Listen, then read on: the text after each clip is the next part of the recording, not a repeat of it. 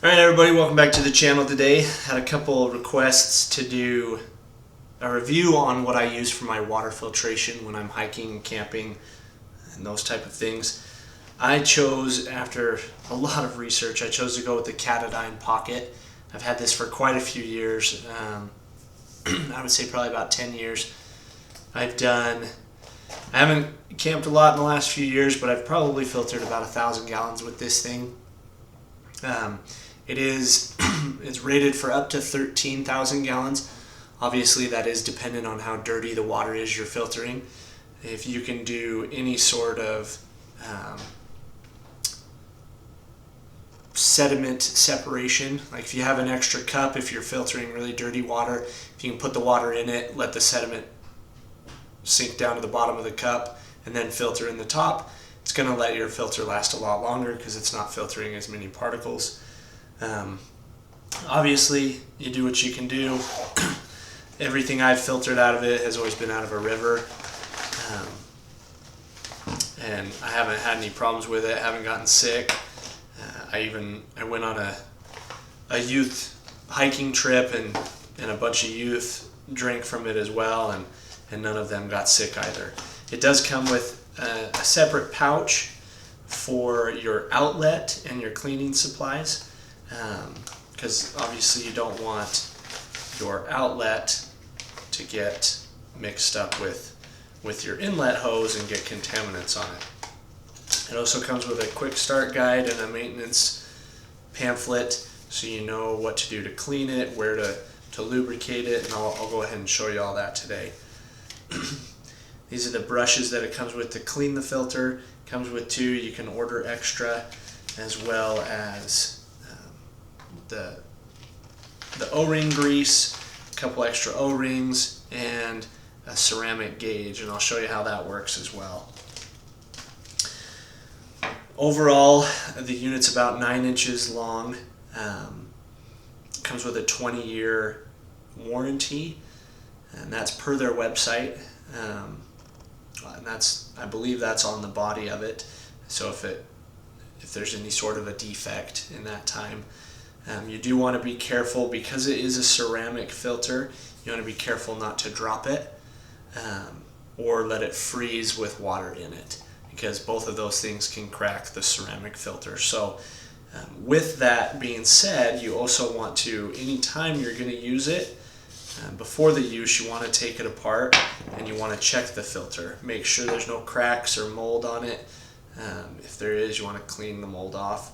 If you store it properly, you should never have any mold issues. But you definitely want to check for cracks. And I'm not talking about these little lines here, but actual cracks, because obviously if there's a crack, it's not going to filter properly and you're going to potentially get sick. With the grease for the O-rings, the main parts you want to focus on are on the plunger. There's a tiny O-ring there, and that's the extra O-ring they send you, is for that one. And then there's also an O-ring on the base part. You want to lubricate that as well. They do sell replacement filters, which is just this portion. It's about just under half cost, if I remember correctly, of what the overall unit is. And I'll put links for both of these, the unit in its entirety and for just the filter, down in the description. When you're cleaning it, after you're done, you just want to make sure this is wet, and it should be if you do it right after you're done filtering. You just want to scrub it lightly with the brushes, and that'll keep the filter nice and clean and last longer. And then with the gauge, so they send you this so that way you know when your filter is needing to be replaced. If this fits over it, your filter is no longer safe to use. So this one's not even close, as you can tell. Like I said, rated for about 13,000 gallons. I've only done about 1,000, so it would shock me if it was more worn down than this. But you want to check right in the middle. That's where it'll wear down first. And if that fits over it, your filter's bad, needs to be replaced.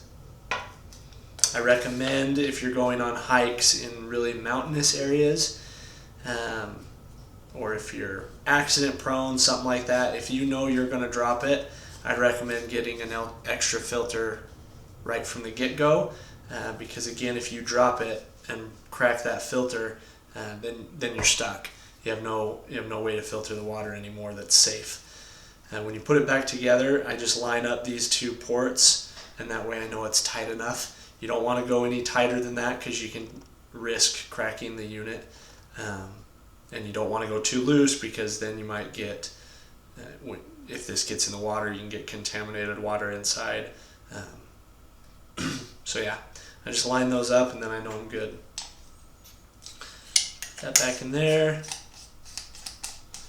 tighten that up, and you're ready to use it again. Putting the hoses on are pretty self-explanatory, pretty easy. Bottom side is going to be your inlet filter, and there's a pre-filter on this. And there's two of them. There's this outer one to filter out big sticks, rocks, things like that, and then there's another smaller one on the inside. You have to take this all apart, and I'm not going to do that to show you, but it's just a small mesh screen for smaller little sand that might get past this first filter. It'll be stopped by that second one. And then there's also this foam little ring on there to keep the hose afloat. But because this is weighted, so it keeps it in the water. And then your inlet hose has a little spring on it, so it'll actually clip on to your glass or your bottle or whatever you're filtering into. It'll clip it on there, so that way you don't have to try to hold the hose, hold the filter, hold the cup.